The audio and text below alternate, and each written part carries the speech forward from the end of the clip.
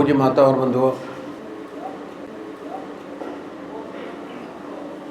अभी एक भजन होगा और भजन के साथ साथ सभी भाई बहन अपने अपने इष्ट का ध्यान करेंगे। ध्यान एक इष्ट का,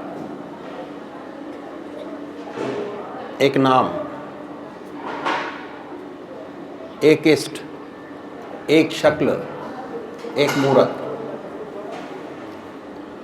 कल मैंने आपके सामने बहुत डिटेल में बताया कि ध्यान कैसे करें। सबसे पहले निश्चित कीजिए कि परमात्मा की कौन सी मूर्त, कौन सी सूरत, कौन सी शक्ल आपको सबसे ज़्यादा प्यारी लगती है। चुनिए, जिसमें परमात्मा की सबसे ऊंची भावना डाल सकते हो उसको मानिए, उन्हीं को जानिए, उन्हीं को मानना है, उन्हीं के विषय में जानना है, उन्हीं की आराधना करनी है। बदलना नहीं है बार बार। अगर बार बार बदलेंगे तो कंसंट्रेशन ऑफ माइंड, चित्त की एकाग्रता प्राप्त नहीं हो पाएगी और जो पूजा का असली आनंद है वो नहीं मिलेगा। असली आनंद पाना है तो एक इष्ट की आराधना करें, मन अपने एक इष्ट में लगाए। बहुत जरूरी है। तो अभी एक भजन होगा, अपने इष्ट की मूर्त अपने सामने बनाए, और वो भी ख्याल से।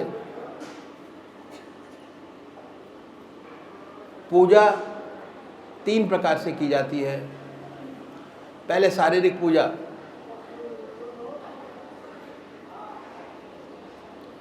दूसरा है मानसिक, और तीसरा है आत्मिक। ध्यान की जो अवस्था है, आनंद योग, ध्यान योग, सहज योग,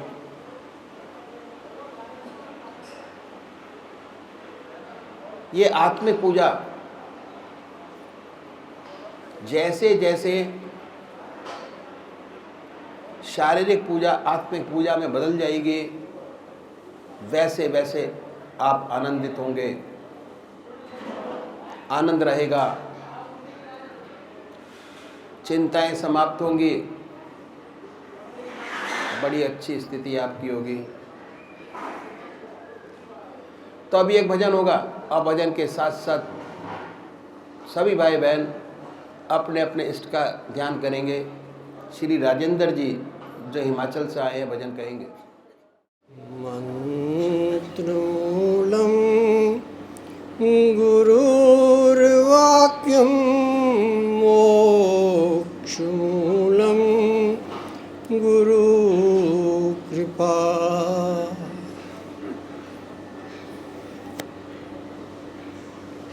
जिससे पी के सारी दुनिया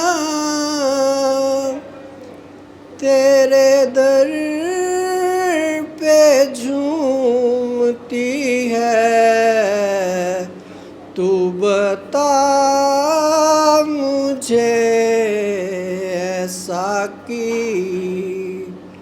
वो शराब कौन सी है, जिससे पी के सारी दुनिया तेरे दर पे झूमती है, तू बता मुझे ऐसा की वो शराब कौन सी है। तेरी याद मेरी उल्फत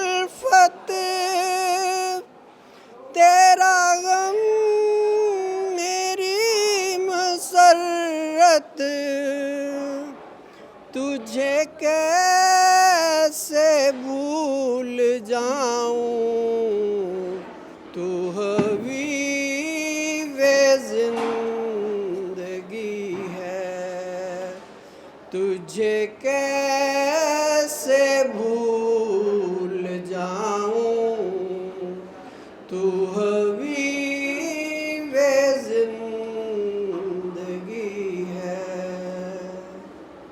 जिसे पी के सारी दुनिया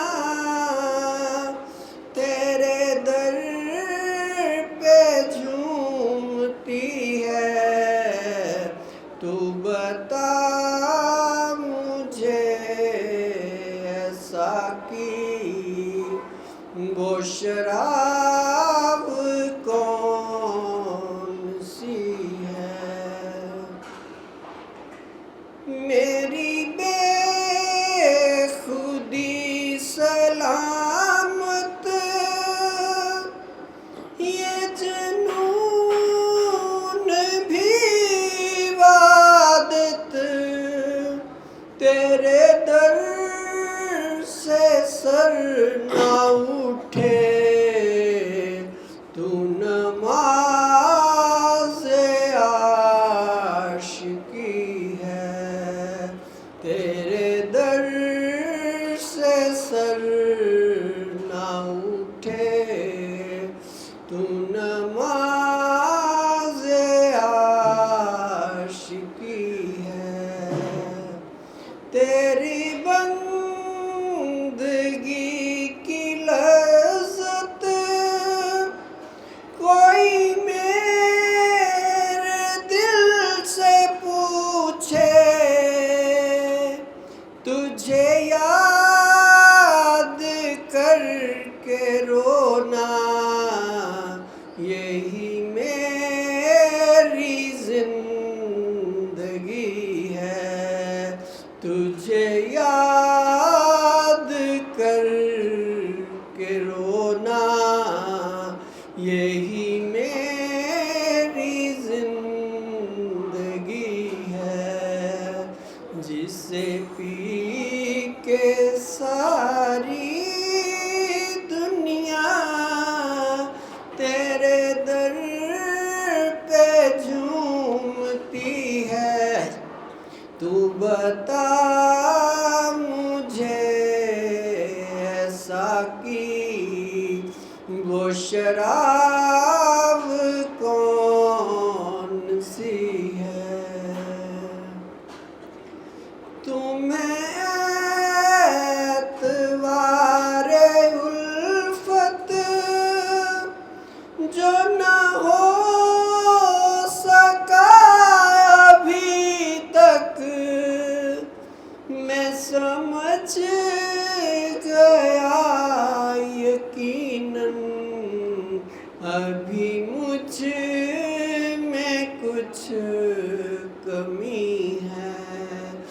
मैं समझ गया यकीनन मुझ में ही कुछ कमी है।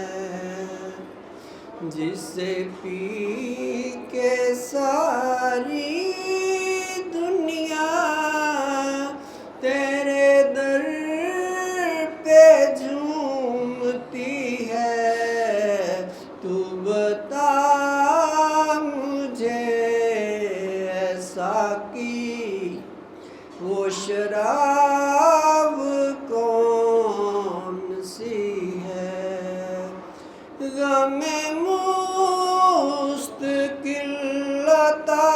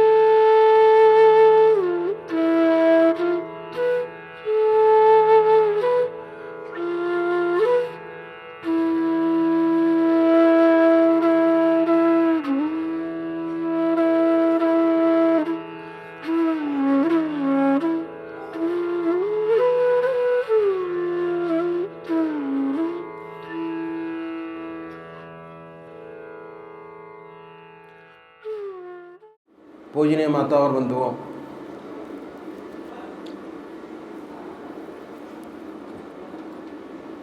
अनादिकाल से दो रास्ते परमात्मा की प्राप्ति के चले आ रहे हैं। एक नीति का रास्ता है जिसे हम संन्यास मार्ग कहते हैं, और ये रास्ता बहुत पुराना है। हमारे देश में बहुत ऊंचे ऊंचे सन्यासी हुए जिन्होंने समय समय पर आकर हमारे देश और धर्म की रक्षा की। नीति का रास्ता छोटा है, समय कम लगता है। नीति का रास्ते का साधक हर वस्तु का त्याग करता चला जाता है। ऐसा व्यक्ति घर बार छोड़ता है, धन दौलत छोड़ता है और संन्यास ग्रहण करता है। संन्यास लेने के बाद उसके पास सिर्फ एक ही काम रह जाता है, वह परमात्मा की प्राप्ति। दुनिया के सारे काम उसके लिए समाप्त हो जाते हैं। यदि ऐसा साधक सच्चे हृदय से परमात्मा में लगे तो वजह नहीं कि उसे अपने रास्ते पे सफलता प्राप्त न हो। लेकिन मेरे ये कह देने से कि ये रास्ता छोटा है, कोई भाई बिना सोचे समझे इस रास्ते को अपना न ले। इस रास्ते की कठिनाइयाँ मैं आपके सामने रखूँगा। सबसे बड़ी बात यह है कि शरीर से त्याग करना बहुत आसान है, लेकिन सच्चा संन्यास जब तक प्राप्त नहीं होता, जब तक मन से त्याग नहीं हो जाता। मुझे इस विषय पर अपने सद्गुरुदेव परम संत महात्मा श्री यशपाल जी महाराज का एक अनुभव याद हो गया जो मैं आपके सामने रखूंगा। एक बार वो जबलपुर से मुरादाबाद जा रहे थे। रास्ते में प्रयागराज का स्टेशन पड़ा। उन दिनों कुंभ का मेला लगा हुआ था। जब गाड़ी प्रयागराज स्टेशन पर पहुंची तो देखा स्टेशन पर बहुत भीड़ है। ये भीड़ एक महात्मा जिनको अवधूत कहते थे, छोड़े आई हुई थी। गाड़ी आई, जय जयकार हुआ, गले में फूल माला डाले गए। इत्तेफाक से परमात्मा की कृपा से ये जो महात्मा थे उसी डिब्बे में चढ़े जिसमें इसके सद्गुरुदेव जी बैठे हुए थे। आपके सामने की बर्थ खाली थी, उसी पर विराजे। जब गाड़ी चली और आगे निकल गई तो आपके साथ बातचीत शुरू हुई। बातचीत के दौरान सेवक के गुरुदेव जी ने आपसे प्रश्न किया और ये था कि आपको सन्यास लिए कितना समय हो गया। उत्तर मिला 14 वर्ष। बातचीत में दूसरा प्रश्न हुआ कि महाराज आप बाल ब्रह्मचारी हैं या जब सन्यास लिया तो गृहस्थी थे। उत्तर मिला मैं गृहस्थी था और मेरे स्त्री और 2 बच्चे थे। बातचीत होती रही। कुछ समय बाद आपने एक प्रश्न किया कि महाराज वो एक प्रश्न और करना चाहते हैं पर वह प्रश्न कुछ टेढ़ा है, यदि आप सांत्वना दें नाराज ना हो कि नाराज नहीं होंगे, तभी वो प्रश्न किया जाए, अन्यथा नहीं। आगे कहा, मैं किसी के हृदय को दुखाना नहीं चाहूंगा। महाराज जी चुप हो गए और ऐसा प्रतीत हुआ कि ध्यान में चले गए। कुछ समय बाद आपने आंखें खोली और कहने लगे कि आप पूछना चाहते थे, पूछा नहीं। फिर आपने अपनी बात दोहराई कि महाराज, यदि आप वादा करें कि इस टेढ़े प्रश्न से नाराज नहीं होंगे तो ही वह प्रश्न किया जाए, अन्यथा नहीं। चुप हो गए। कुछ समय बाद बोले कि नाराज नहीं होऊंगा, पूछो। तब गुरुदेव जी ने आपसे तीसरा प्रश्न किया और ये था, क्या अभी भी आपको अपने बीवी बच्चों की याद आ जाती है?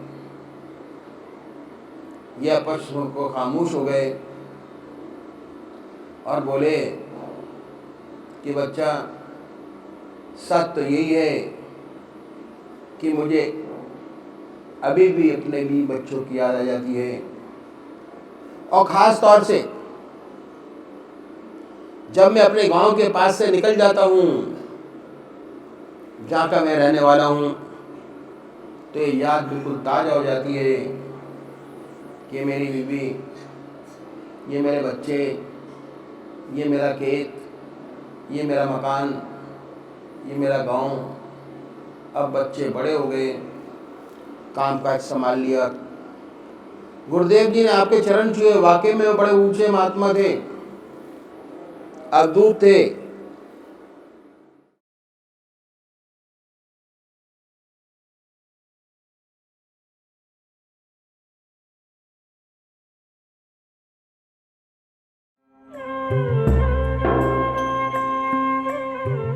ध्यान योग के कार्यक्रम आनंद योग से निशुल्क जुड़ने के लिए संपर्क करें 9810239677।